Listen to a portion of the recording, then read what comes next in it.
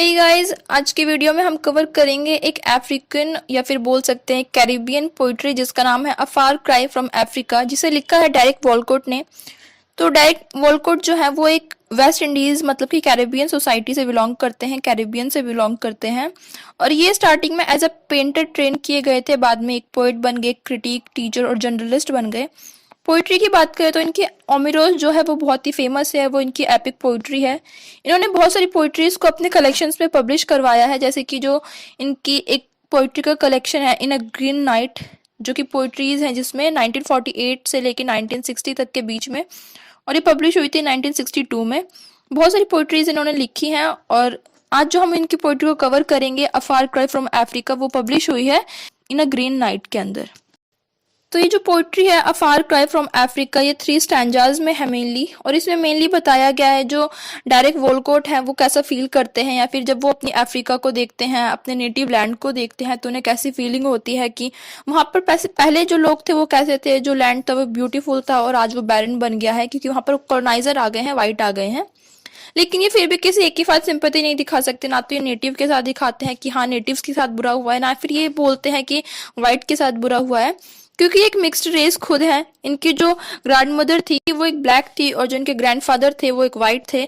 तो इसीलिए जो इनका कल्चर है, जो हेरिटेज है, वो मिक्स्ड है, मिक्स्ड रेस है। इनका जो ब्लड है उसमें दोनों के ही ब्लड मिक्स है, वाइट और ब्लैक दोनों ही हैं। तो इस पोइट्री को स्टार्ट करते हैं। तो जो फर्स्ट स्टैंजा है इसमें ओपनिंग लाइन है, ये डिस्क्राइब करती है वायलेंस को और जो रेशियल प्रेजुडिस थी उसके बारे में, कि जो वायलेंस था और जो भेदभाव हो रहा था ब्लैक और वाइट के बीच में, उसने कैसे जो ब्लड है उसको पूरे लैंड पर बिखेर दिया है इस रेशियल और वायलेंस ने। अब जो पोइट है वो इस चीज को सोचते हैं कि जब माओ माओ अपराइजिंग हुई थी, एक माओ माओ एक मूवमेंट हुआ था जो किकियू पीपल्स ने किया था वहीं पर, तो ये सोचते हैं उनके बारे में, उस इंसिडेंट के बारे में सोचते हैं, और तब उन्हें याद आता है माओ माओ अपराइजिंग के बारे में भी, कि उसके बाद भी कितना ज्यादा खून खराबा हुआ था, ब्लडशेड हुआ था। जब ये पीछे देखते हैं अपने लैंड पर तो ये बोलते हैं अटेंनी पेल्ट ऑफ अफ्रीका, और रिमेंबर करते हैं उस माओ माओ अपराइजिंग को जो केन्या में स्टार्ट हुआ था। और यहाँ पर वो कहते हैं कि वो किसी के भी साथ सिंपैथी नहीं दिखा सकते हैं, कंप्लीटली वो किसी एक के लिए सिंपैथी नहीं कर सकते हैं कि हाँ वन साइड जो है वो अच्छी है और जो सेकंड साइड है वो बेकार है। ये लाइन बोलते हैं west no comparison on these separate date, कि ये यहाँ पर कोई भी कंपैरिजन करना वेस्ट होगा, क्योंकि कोई भी ऐसा नहीं था कि जिसकी जो डीड है, जो उसके काम है वो बेटर है दूसरे से। और यहाँ पर ये बोलते हैं कि ये जो एनिमीज हैं ये एक मर्डरर हैं, जिन्होंने जो डेड बॉडीज है इस ब्यूटीफुल लैंड पर डेड बॉडीज को बिछा दिया है, ये सारे ही मर्डरर लोग हैं, बेशक वो यहाँ के नेटिव हो या फिर यहाँ के जो कॉलोनाइजर्स हैं वो हैं। इन्होंने ये इतना सुंदर जो एक लैंड था, जो ईडन गार्डन था, जो ईडन मतलब कि जैसे कि बोला जाता है जो एडम और ईव का घर था, जो स्वर्ग में था, हेवन में था, उसे भी ईडन बोला गया है। तो ये कहते हैं जो ईडन जैसा खूबसूरत लैंड था, ब्यूटीफुल लैंड था, वहां पर इन सभी एनिमीज ने, मर्डरर्स ने डेड बॉडीज को बिछा दिया है। और ये कहते हैं कि जो कॉलोनाइजर्स हैं वो अफ्रीका को देखते हैं या फिर अफ्रीकन पीपल को ऐसे देखते हैं जैसे वो अनसिविलाइज सैवेज हैं, सैवेज मतलब कि जो जंगली जानवर तरीके से बिहेव करते हैं, वैसे उन्हें देखते हैं और इन्हें as a helpless animal treat किया जाता है, और उन्हें लगता है कि इन्हें हंट करने की जरूरत है, इनका शिकार करने की जरूरत है। और वो बताते हैं कि इसी का जो ये इनका जो प्रोस्पेक्टिव है, जो मेंटालिटी है, इसे दिखाते हुए, और ये जो लोग हैं, जो वाइट पीपल है, वो यहाँ से वहां लोगों को ट्रांसपोर्ट करते हैं, ब्लैक लोगों को, इनका एक्सप्लॉइटेशन करते हैं, ये बोलते हुए कि हम उन्हें सिविलाइज कर रहे हैं, लेकिन ऐसा होता नहीं है। वो उन्हें एक्सप्लॉइटेशन करते हैं, उनके साथ क्रुएलिटी करते हैं। और यहाँ पर वो कंपेयर करते हैं इस चीज को एक बिब्लिकल सफरिंग से, जहाँ पर जूडिक पीपल के बारे में बता रखा है। तो ये कहते हैं ये बिल्कुल वैसा ही है जैसे बाइबल में एक स्टोरी के बारे में बताया हुआ है, और बिल्कुल वैसा है जो हिटलर था, उसने जूस को मारा था फॉर नो रीजन, कि उनका कोई रीजन नहीं था, उसे लगता था कि इनकी जो लाइफ है वो यूजलेस है, वर्थलेस है, इन्हें बिना रीजन भी मार दो तो भी कोई फर्क नहीं पड़ता है। उसी तरीके से यहाँ पर जो पीपल है, जो नेटिव है, जो और या फिर जो वाइट है, वो एक दूसरे को मारते रहते हैं।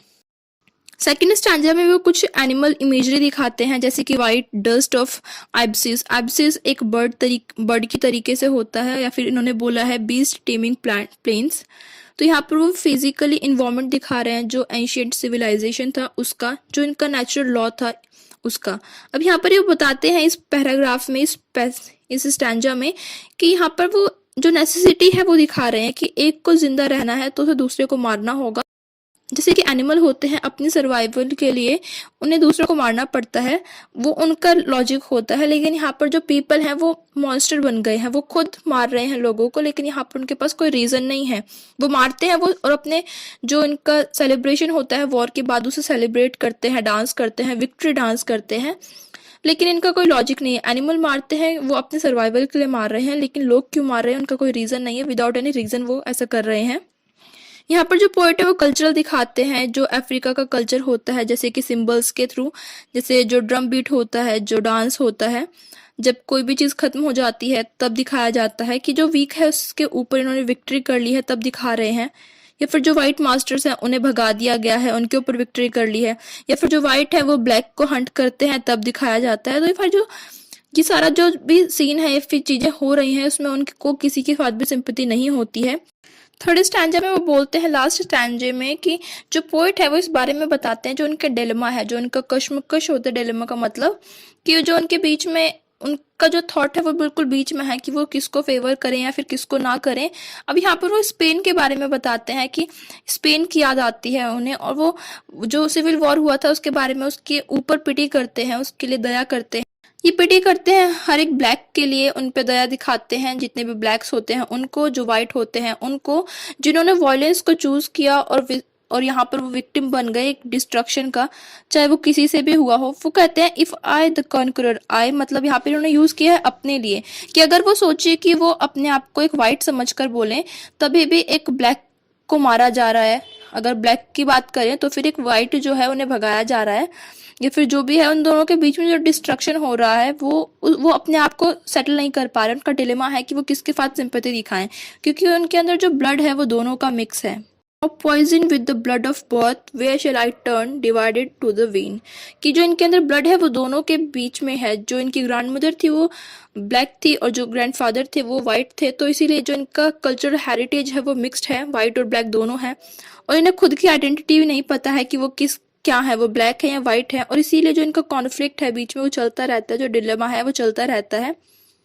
वो कहते हैं कि वो अफ्रीका में है, फिर वो इंग्लिश लैंग्वेज में अपनी पोइट्री को लिख रहे हैं कि वो किसके बारे में लिखें। अगर वो नेटिव के बारे में लिखेंगे तो वो किस लैंग्वेज में लिखें, और अगर लिख भी रहे हैं तो वो इंग्लिश लैंग्वेज को चूज कर रहे हैं। यहाँ पर वो अपनी लैंग्वेजेस को दिखाते हैं कि जो लोकल डायलेक्ट थी, जो उनकी डायलेक्ट थी वो, और जो कॉलोनाइज टंग है मतलब कि जो इंग्लिश टंग है वो दोनों का सम्मान करते हैं, दोनों को ऑनर देते हैं। और वो बोलते हैं कि उन्होंने चूज किया है इंग्लिश लैंग्वेज को रिप्रेजेंट करने का। वो इंग्लिश लैंग्वेज को रिप्रेजेंट करते हैं, फ्रेंच को रिप्रेजेंट करते हैं, जो कॉलोनाइजर्स की लैंग्वेज थी इनकी पोइट्री में, और बताते हैं अपने नेटिव के बारे में इन लैंग्वेज के थ्रू। और लास्ट लाइन में वो इस चीज़ को एक्सेप्ट करते हैं कि जो इंग्लिश लैंग्वेज है वो उनकी जो अफ्रीकन आइडेंटिटी है वो उस चीज़ को बिट्रे कर रही है, क्योंकि अगर वो अफ्रीकन है तो वो अपनी नेटिव लैंग्वेज में लिखे, लेकिन यहाँ पर वो इंग्लिश में लिख रहे हैं, तो ये चीज़ उनको बिट्रे करती है। ये जो उनकी आइडेंटिटी है वो उस चीज़ को बिट्रे करती है, और यहाँ पर वो सोचते हैं कि जो उनका फ्यूचर है वो बिल्कुल लॉस में ही सफरिंग करेगा, क्योंकि इन्हें अपनी आइडेंटिटी का पता नहीं है कि वो किस चीज़ को सिंपैथाइज करें या फिर किस चीज़ को प्रेज करें, किस चीज़ को ऑनर दें। उसके साथ ही पोइट्री यहाँ पर खत्म हो जाती है। And if you like the video, then make sure that you hit the like button and do subscribe my channel. Thank you.